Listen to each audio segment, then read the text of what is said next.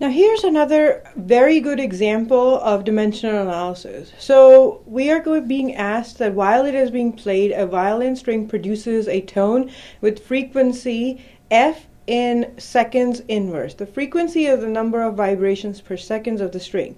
The string has a mass m, a length L, and a tension T. If the tension is increased by 5%, how does the frequency change? And given is the fact that tension has SI units of kilograms meters per second squared. Now note, they are not giving us any other information except for the fact that they're giving us the SI units for tension and they've given us a unit for frequency. Now can I or you in fact solve for this question knowing nothing else except what is given? And the answer is absolutely yes. So now let's go try to do it.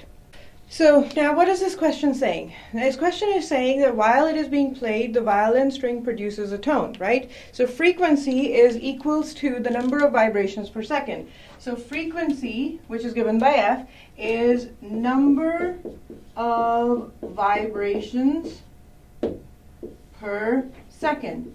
So in terms of dimensions, I can express this as 1 over T, right? Because it's just cycles per second.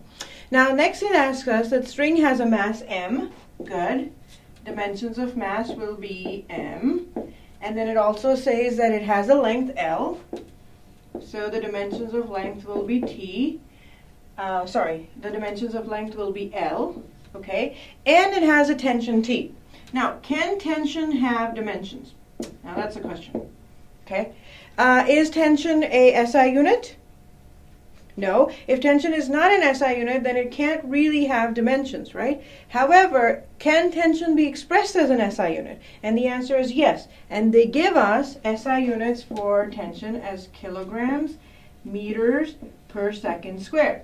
Okay? So I can rewrite those in terms of dimensions, which means it's going to be m L per T squared. Okay, now if I was to find the number of vibrations and the relationship between frequency and tension, so the main question what I need to be able to figure out is what is the relationship between frequency and tension, right? Okay, so if I take tension, how do I convert it into terms of frequency? Very carefully, okay? So this is what I have. On the right hand side, I have 1 over T, because this is the dimensions of frequency, and on the right hand side I have tension. Okay, tension is given as m L over T squared. On my right hand side I only have T, and on my left hand side I have all of these numbers, all of these units. Now how do I get rid of all of these units? It's very simple actually. So let's say if I divide this expression by 1 over m and 1 over L. That solves one of my problems, but I still have a T squared here and I only have a T here. Okay, I could multiply it with another T, but that just gives me an extra T on that side. So that's no use. However, I can use something that I know. I could, in fact, use a square root. Watch very carefully. So, m goes away, L goes away, and T squared goes away. So on my right-hand side, I end up with only 1 over T. And on my left-hand side, I only have 1 over T. Which means this is actually correct. Now, how do I express this in terms of frequencies and all the units that are already given to me? So I could, in fact, rewrite this as frequency is equals to some proportionality constant, tension T, which is all of this expression, divided by m, which is right here, and L, which is right here, and square root. So knowing nothing else except for the things that are given, I now know my frequency is equals to tension over m and L. Okay? Now, what is a relationship between frequency and tension? From this expression right here, I can say frequency is proportional to square root of tension. Because that's the only thing I'm concerned about. Okay? Now, what is my question saying? My question is saying if the tension has increased 5%, how does the frequency change? Okay? So this is a relationship that I know exists between frequency and tension. So I can say frequency naught, which is my initial frequency, is equals to my tension naught, which is my initial tension. And my final tension is F1, let's call it F1, which is my final frequency, should be proportional to my final tension. Okay? This means that we have to find a relationship between F1 and F0. What is T0?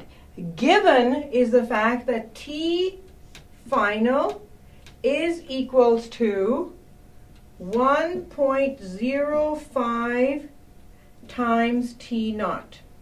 This is what's given. Now, how do I know that that's what's given? So think about it very carefully. What do we know? We know that T0 is your initial, and T final is increased from T initial by 5%. So remember what we said when we were talking about percentages? We said if you see the symbol percent anywhere, replace it by 1 over 100. Do you remember that? That means if I have 5%, I have to do 5 divided by 100, right? Which gives me 0.05 as a number, right? So this means that my T1 is increased over T0 by 1.05%. Now, if I wanted to find the relationship between F1, F0, and F, what do I have to do? Well, first I have to erase a few things. For example, this expression. So I hope you all have that written down somewhere. Okay? So now what we're going to do is we are going to find F2 over F1, which we know is equals to T1. Oh, I'm calling this F1 and F0. Sorry. T0. Now T1 is actually equals to 1.05 T0, which is equals to divided by that, square root, and I end up with F1 over F0 is equals to 1.05 square root. Plug into your calculator and you have your answer. The thing I want you to walk away with from doing this is literally the only thing that the question was giving us was no formulas, just the fact that frequency is equals to number of vibrations per second and a formula for tension. And we are able to do all of this complicated thing and come up with an actual answer just based on the fact that what the question was given. This is the advantage of doing dimensional analysis. This is what has helped us calculate what the relationship between these two numbers will be. That's what I want you to take away from here.